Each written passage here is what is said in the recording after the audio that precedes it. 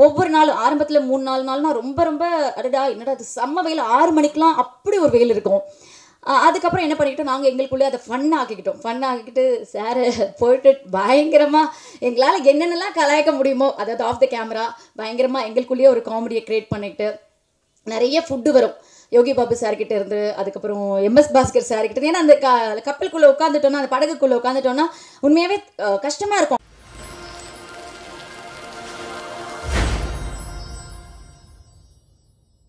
First என்னோடய director sir Chimbu Deven சாருக்கு நன்றி சொல்லிக்கிறேன். அடுத்து என்னோடய ப்ரொடியூசர்ஸ் பிரபா, பிரேம்குமார் அவர்களுக்கு நன்றி. இந்த டீமில் என் கூட இருந்த ஒவ்வொருத்தருக்கும் ஆல்ரெடி நாங்கள் முன்னாடியே படங்களில் மீட் பண்ணியிருக்கோம், நிறைய பேரை பார்த்துருக்கோம், நிறைய பேர் கூட ஒர்க் பண்ணியிருக்கோம். ஆனாலும் இந்த படம் வந்து ஒரு சேலஞ்சிங்காக, ஒரு பயங்கர ஒரு நல்ல எக்ஸ்பீரியன்ஸாக இருந்தது.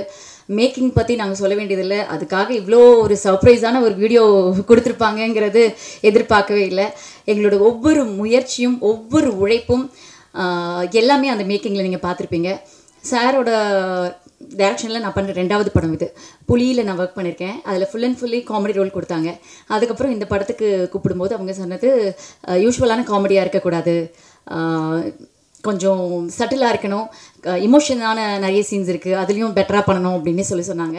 ஆனால் நான் வந்து ஓகே, ரொம்ப எப்பயும் ஷூட்டிங் போகிறோம், அந்த மாதிரி இந்த ஷூட்டிங்கும் ஒரு மாதிரி இருக்கும் போது கடலில் என்ன 2 நாள் 3 நாள் எடுப்பாங்களா அப்படின்னு நினச்சோம். ஆனால் உண்மையாக சொல்கிறோம், அந்த எக்ஸ்பீரியன்ஸ் வந்து இதுக்கப்புறம் தமிழ் சினிமாவில் வேறு யாருக்காவது கிடைக்குமான்னு நினச்சா கிடையவே கிடையாது. அந்த ஒரு எக்ஸ்பீரியன்ஸ் வந்து எங்கள் டீமுக்கும் எங்களோட ஆர்டிஸ்டோட டீமுக்கும் க்ரூவுக்கும் மட்டும்தான் கிடச்சிருக்குன்னு நினைக்கும் போது ரொம்ப ரொம்ப பெருமையாக இருக்குது. நாங்கள் பட்ட ஒவ்வொரு கஷ்டமும் முயற்சியும் உழைப்பும் அந்த கடலுக்கும், முழுமையாக சொல்லணுன்னா அந்த கடல் பக்கத்தில் எல்லாரும் வெவ்வேறு மதத்தினர் இருந்தாலும் ஒரு அந்தோனியோ சர்ச் இருக்கும். டெய்லி காலையில் போன உடனே எல்லாரும் போயிட்டு அவருக்கு ஒரு கும்பிடு போட்டுட்டு ஆரம்பிப்போம். ஒவ்வொரு நாளும் ஆரம்பத்தில் 3-4 நாள்னா ரொம்ப ரொம்ப அடடா என்னடா இது செம்ம வெயில் 6 மணிக்கெலாம் அப்படி ஒரு வெயில் இருக்கும்.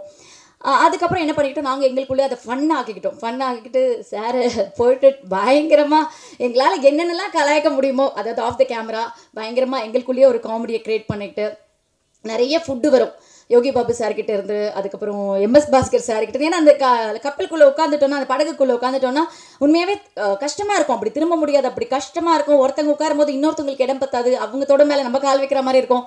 அந்த மாதிரி ஒரு நெருக்கத்துக்குள்ளே தண்ணி எது கொண்டு வரனாலும் அங்கேருந்து அந்த கப்பலை பிடிச்சிட்டு இருக்க அவங்க ரொம்ப ரொம்ப கஷ்டப்பட்டாங்க, அவங்க போய் கொண்டு வரணும்.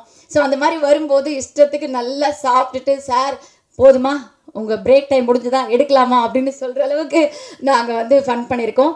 அண்ட் இதில் வந்து அந்த பீரியட் தெலுங்கு பேசுகிறதுக்கு எனக்கு ரொம்ப ரொம்ப உதவி பண்ணது எம்எஸ் பாஸ்கர் சார்.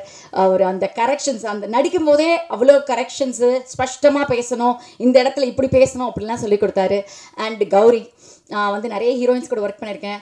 ஸோ ஒரு சிலர் இருக்க மாதிரி ஒரு சிலர் இருக்க மாட்டாங்க. இத்தனை நாள் நம்ம ட்ராவல் பண்ணணும், ஹீரோயின் எப்படி இருப்பாங்கன்னு பார்த்தா ரொம்ப ரொம்ப ஒரு ஹம்பிளான, ரொம்ப ஒரு ஸ்மைலிங் ஃபேஸோட, எப்போ பார்த்தாலும் கௌரியை சிரிச்ச முகமாகவே பார்க்கலாம். அக்ஷத் சின்ன பையன், நாங்களாவது நிறைய படம் ஒர்க் பண்ணியிருக்கோம், அதோட எக்ஸ்பீரியன்ஸ் இருக்கும், ப்ளஸ் வந்து அந்த வெயிலில் வந்து அக்செப்ட் பண்ணிக்கிற அளவுக்கு மனநிலை இருக்கும். அவன் வந்து விளையாடி ஒரு ஸ்கூலுக்கு போகிற ஒரு சின்ன பையன், அவன் வந்து அவ்வளோ ஜாலியாக நான் சார் டைலாக் கொடுங்க சார், நான் டைலாகே பேசலை சார் அப்படியெல்லாம் அவன் வந்து கேட்பான். அவனுக்கு அந்த கஷ்டமே எதுவுமே தெரியல. லாஸ்ட்டாக ஒர்க் பண்ண அந்த 38 hours நான் ஸ்டாப்பாக ஒர்க் பண்ணியிருக்கோம், அதுவும் ஒரு நல்ல ஒரு எக்ஸ்பீரியன்ஸ். அண்ட் சாம் சார், நான் நிறைய படங்களில் சாம் சாருக்கு ஜோடியாக நடிச்சிருக்கேன். இந்த படத்தில் நடந்த ஒவ்வொரு எக்ஸ்பீரியன்ஸ், பேசின ஒவ்வொரு மோட்டிவேஷனான வேர்ட்ஸ் எல்லாமே மறக்க முடியாத ஒரு நல்ல அனுபவம்.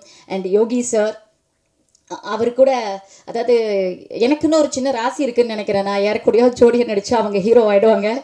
சந்தனம் சார் கூட ஜோடியாக நடித்தா அவர் ஹீரோ ஆகிட்டார், சூரி சார் கூட ஜோடியாக நடித்தா அவர் ஹீரோ ஆகிட்டார், பாபு சார் கூட நான் எப்போவோ ஜோடியாக நடிச்சிருக்கேன், கடவுள் புண்ணியத்தில் அவரும் ஹீரோ ஆகிட்டார்.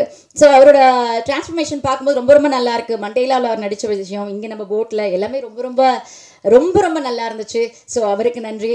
அண்ட் இந்த ஒரு கடுமையான ஒரு போட்டில் வந்து எங்களுக்கு ரொம்ப மனசு ரிலாக்ஸ் பண்ண ஒரு விஷயம்னா ஜிப்ரான் சாரோட அந்த பாடல் தான். அந்த பாடல் வந்து கௌரி மட்டும் இல்லை, எல்லாருக்குமே மனப்பாடம் ஆகிற அளவுக்கு ரசித்தோம். ரொம்ப நல்லா இருந்துச்சு அந்த பாட்டு, கேட்கும்போதும் ஒவ்வொரு தடவையும் இனிமையாக இருக்குது. அண்டு மாதேஷ் சார், அதாவது டோனு, இது கடலோட அந்த அது கிளைமேட் சேஞ்சஸ், அது அந்த வேவ்ஸ் எல்லாம் மேனேஜ் பண்ணுறதை விட எங்களோட டோன் பார்த்தீங்கன்னா ஒரு சேஞ்ச் ஆச்சு. போனப்போ ஒரு டோனில் இருந்தோம். எல்லாரும் கேட்டாங்க ட்ரெய்லர்லாம் பார்த்துட்டு ரொம்ப நேச்சுரலாக இருக்கேன். இல்லை, ரிட்டர்ன் வரும்போது உண்மையாகவே நாங்கள் இருந்த டோனே வேறு மாதிரி இருந்துச்சு. தூத்துக்குடி ஏர்போர்ட்டில் ஃபர்ஸ்ட் ஷெட்யூல் முடிச்சு ரிட்டர்ன் போகிறோம். அப்போ வந்து மாஸ்க் தான் போட்டிருந்தேன். அங்கே வந்து செக் பண்ணுறாங்களே, மாஸ்க் எடுக்க சொன்னோன்னு ஒரு லேடி போலீஸ் வந்துட்டு, மேடம் ஐயோ என்னாச்சு மேடம் உங்களுக்கு, ஏன் இப்படி ஆயிட்டீங்க அப்படின்னு கேட்டாங்க. எனக்கு ஒரு நிமிஷம், எல்லாரும் கூட இருக்கிறவங்க வந்து எனக்கு தெரியும் எல்லாரோட ஸ்கின் டோனும் மாறிடுச்சு அப்படின்னு. அதில் வந்து நான் ரொம்ப பேடாக இருந்தேன்னு எனக்கு தெரியும். ஆனால் இவங்க யாருமே வந்து நல்லா இருக்கு அப்படி சொல்லிட்டே இருந்தாங்க. அவங்க கேட்ட உடனே அடடா என்ன அப்படின்னு, முதல்ல போயிட்டு டாக்டரை பாருங்க மேடம் அப்படின்னு நான் சொன்னேன். இல்லைங்க, ஒரு ஷூட் போயிட்டு வரோம், அதனால தான் இப்படி ஆச்சு அப்படின்னு சொல்கிற அளவுக்கு. பட் அப்போ அது வந்து கொஞ்சம், ஏன்னா பெண்கள்னாலே ஒரு அழகு ரொம்ப முக்கியம்னு உங்களுக்கு தெரியும். அப்படி இருக்கும்போது இதெல்லாம் நாங்கள் ரொம்ப மேனேஜ் பண்ணி எல்லாருமே நிறைய எஃபர்ட்ஸ் போட்டிருக்கோம். ஸோ இந்த படம் ஆகஸ்ட் 2ஆம் தேதி வருது. உங்கள் எழுத்துக்கள், உங்களோட வார்த்தைகள் எல்லாமே எங்களுக்கு வெற்றியை தரணும். தொடர்ந்து இந்த மாதிரி சார் நிறைய படங்கள் டைரக்ட் பண்ணணும், நாங்கள் அவங்க படத்தில் நடிக்கணும். ஸோ எல்லாரும் ஆகஸ்ட் 2ஆம் தேதி படம் பார்த்துட்டு உங்களோட நல்ல கருத்துக்களை சொல்லுங்கள். Thank you so much. இது போன்ற சினிமா செய்திகளை உடனுக்குடன் தெரிந்து கொள்ள உடனே நேட்டிவ் சினிஎக்ஸ் தமிழை சப்ஸ்கிரைப் செய்யுங்கள்.